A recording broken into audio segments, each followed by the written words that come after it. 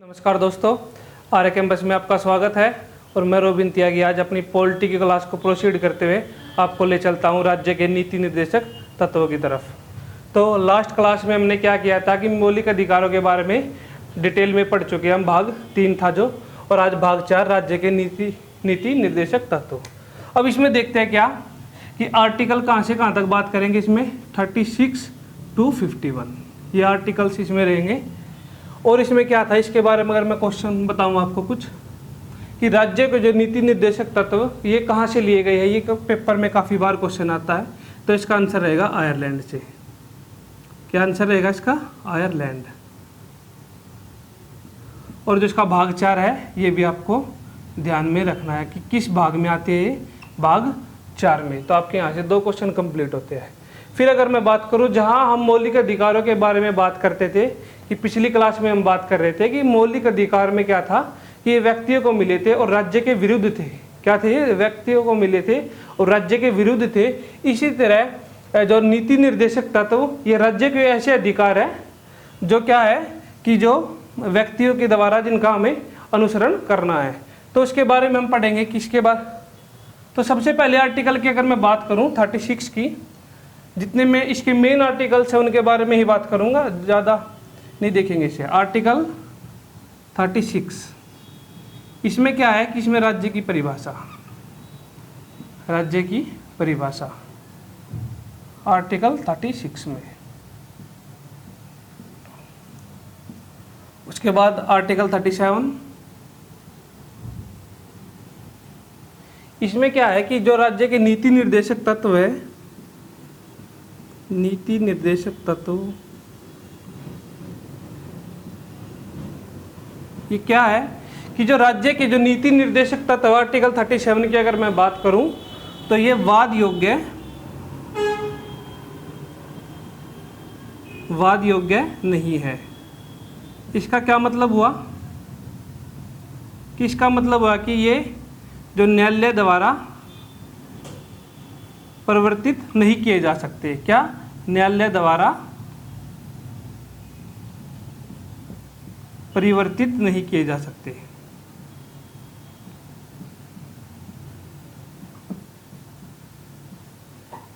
किए जा सकते।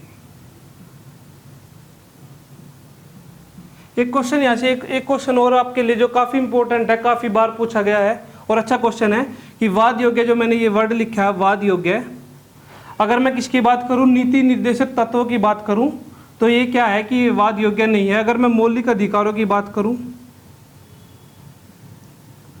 तो मौलिक अधिकार ये वाद योग्य है। क्या है? वाद योग्य। मतलब इसमें क्या है कि ये न्यायालय द्वारा परिवर्तित किए जा सकते हैं। उसके बाद एक वर्ड हो रहेगा यहाँ पे, प्रस्तावना। प्रस्तावना ये भी क्या है कि ये वाद योग्य नहीं है। ये आपको ध्यान में रखना है। ये 3 चीजें हैं, वाद योग्य नहीं है। तो नीति निर्देशक तत्व पूछे तो ये क्या है कि ये परिवर्तित नहीं किया जा सकते, मतलब क्या है? वाद योग्य नहीं है। उसके बाद क्या है? इसके बाद मौलिक अधिकारों की मैं बात करूं तो ये वाद योग्य है कि इनमें हम चेंजेस कर सकते हैं। और बाद में लास्ट में प्रस्तावना ये वाद योग्य है। और अगर मैं बात करूं तो Kerala state, Indian state versus Kerala राज्य वाले केस में इसे संविधान का अंग माना गया था। ये मैं आपको बाद में बताऊंगा डिटेल से। उसके बाद आर्टिकल 37 तक हमने देख लिया है। अगर मैं आर्टिकल 38 की बात करूं,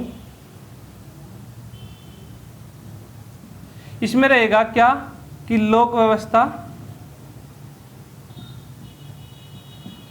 व्यवस्था को बनाए रखने की जिम्मेदारी किसके पास है? किसके पास है? हमारी सरकार के पास। कि लोक व्यवस्था को बनाए रखने के लिए कार्य है। सरकार क्या करेगी? लोक व्यवस्था को बनाए रखने के लिए कार्य है। अब मोटी के बारे में देखेंगे। इसमें क्या रहेगा? आर्टिकल 40 में हमने क्या पढ़ा है कि पंचायतों का गठन। इसमें आर्टिकल 40 का पेपर के लिए बहुत बार ये क्वेश्चन रिपीटेड है उसके बाद आर्टिकल 42 पढ़ेंगे। किसमें क्या रहेगा कि मानवीय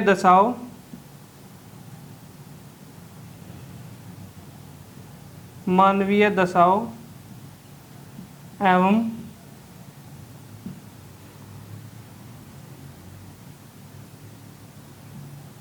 प्रसूति के दौरान सहायता उपलब्ध कराना। इसमें क्या रहेगा, इसके लिए कानून भी बनाया गया है। अगर कोई महिला वर्कर गर्भवती है तो वो 3 माह तक क्या करेगी,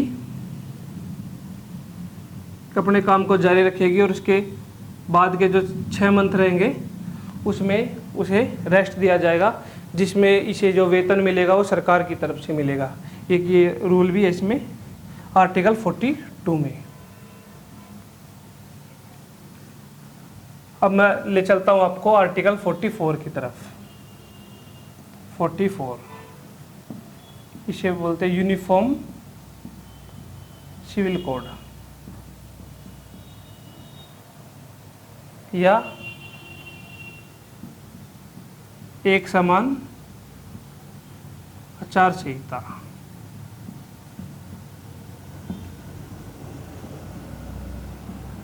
इसके बारे में क्या है कि अगर मैं बात करूं यूनिफॉर्म सिविल कोड के बारे में कि हमारे पूरे देश में एक ही कानून हो, सभी धर्म इसका पालन करेंगे।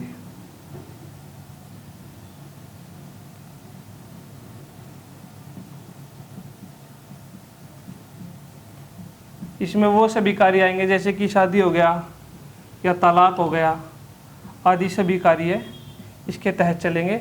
और अगर एक राज्य की मैं बात करूं तो केवल भारत का एकमात्र राज्य ऐसा है, एकमात्र राज्य जो भारत का रहेगा गोवा, जिसके अंदर क्या है कि ये यूनिफॉर्म सिविल कोड अब करंट में चल रहा है। ठीक है, तो ये एकमात्र राज्य है जिसमें ये लागू है यूनिफॉर्म सिविल कोड, और उसका क्या है आंसर, गोवा।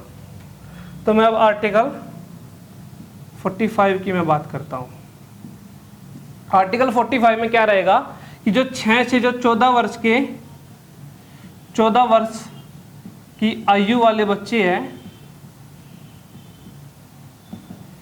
6 से 14 वर्ष की आयु वाले बच्चे हैं, उनके लिए सरकार क्या करेगी, उनके जो स्वास्थ्य के लिए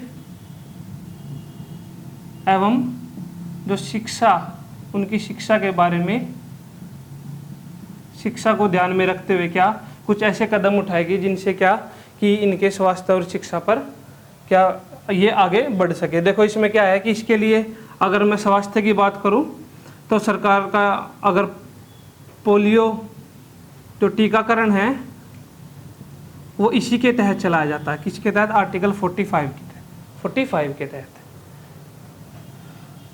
अब मैं अगले आर्टिकल्स की तरफ लेकर चलता हूं आपको। आर्टिकल 47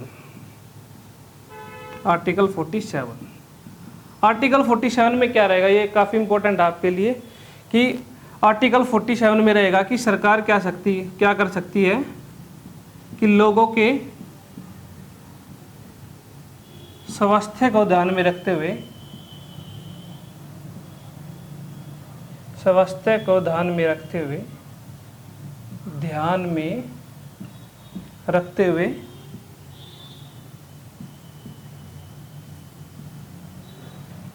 हुए क्या करेगी कि अगर मान लो कि मादक पदार्थों की बिक्री पर रोक लगा सकती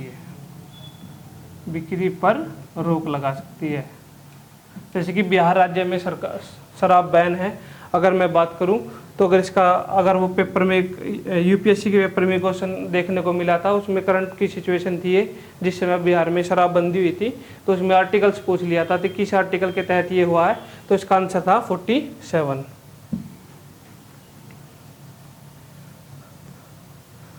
अब मैं बात करता हूं आर्टिकल 48 ए। पर्यावरण संरक्षण कि हमें अपने पर्यावरण को नुकसान नहीं पहुंचाना है। फिर उसके बाद 50 में रहेगा कि जो हमारी राष्ट्रीय धरोहर है, राष्ट्रीय धरोहर स्मारक एवं जो स्थान है, जैसे लाल किला हो गया, ताजमहल हो गया,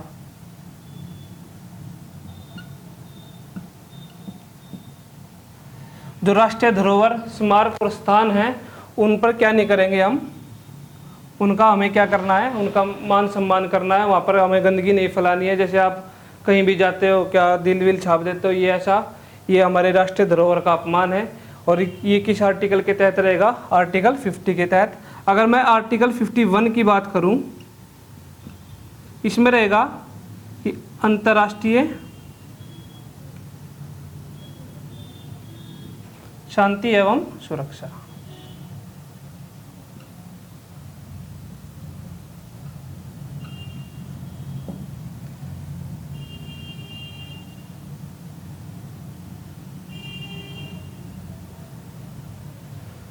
तो इसमें देखेंगे किसके बारे में, अब हमारे मौलिक कर्तव्य के बारे में। मैंने आपको बताया था कि भाग रहेगा, भाग 4A, इसमें हमारा रहेगा मौलिक कर्तव्य।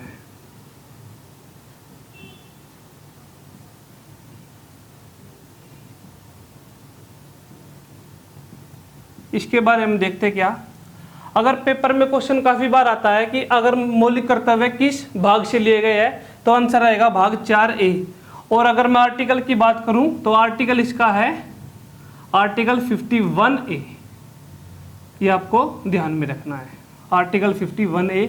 ये क्वेश्चन बहुत बार पूछे जाते हैं। मैंने आपको बताया था कि मौलिक कर्तव्य किस देश से लिए गए हैं, तो ये रूस से लिए गए हैं। दो चीज़ बताई थी मैंने आपको, दो वर्ड होते हैं, एक मौलिक कर्तव्य और दूसरा होता है जो मौलिक अधिकार होता है, मौलिक अधिकार। इसमें बच्चे हमेशा कन्फ्यूजन में रहते हैं। और मौलिक अधिकार कहाँ से लिए गए थे? ये अमेरिका। देखो अधिकार में ये ए है, इससे ध्यान रखोगे अमेरिका। और कर्तव्य में रह रहेगा तो वहाँ से आंसर रहेगा आपका रूस। तो ये आपको नहीं भूलना है, क्या मौलिक कर्तव्य और मौलिक अधिकार। अब मैं बात करता हूँ कि भारत जो हमारा संविधान है उसमें मौलिक कर्तव्य 42वें संविधान संशोधन, 42वें संविधान संशोधन कब? 1976 में ऐड किए गए थे। क्या था कि 42वें संविधान संशोधन 1976 में क्या किए गए थे? हमारे मौलिक कर्तव्य ऐड किए गए थे।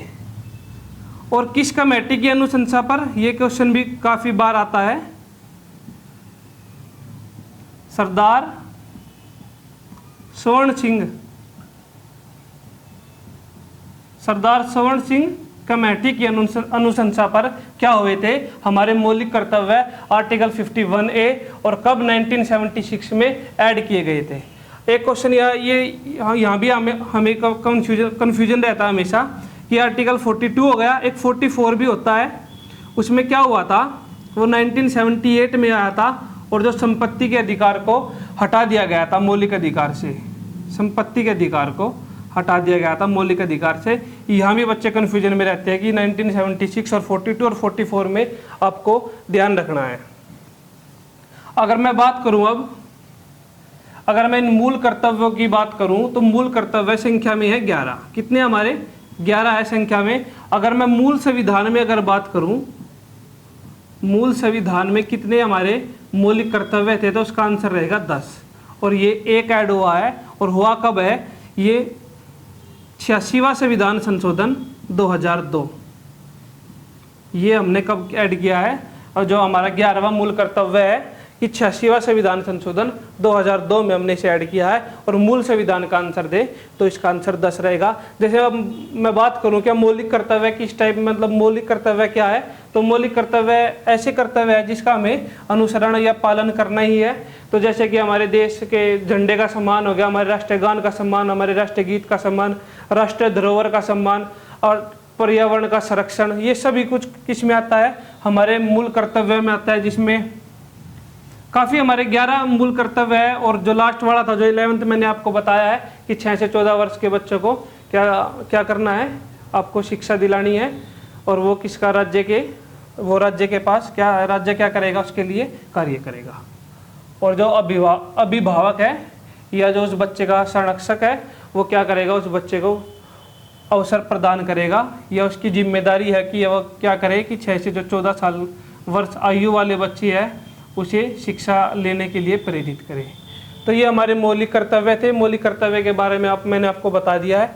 तो इसके बाद हम अगली क्लास में हम इसे प्रोसीड करेंगे और हम भारत के राष्ट्रपति के बारे में जानेंगे। आई होप कि आपको वीडियो अच्छी लगी होगी। अगर आपको वीडियो अच्छी लगी है तो आप लाइक, शेयर और सब्सक्राइब करें हमारे चैनल को और अपनी पढ़ाई को अच्छे से करते रहे।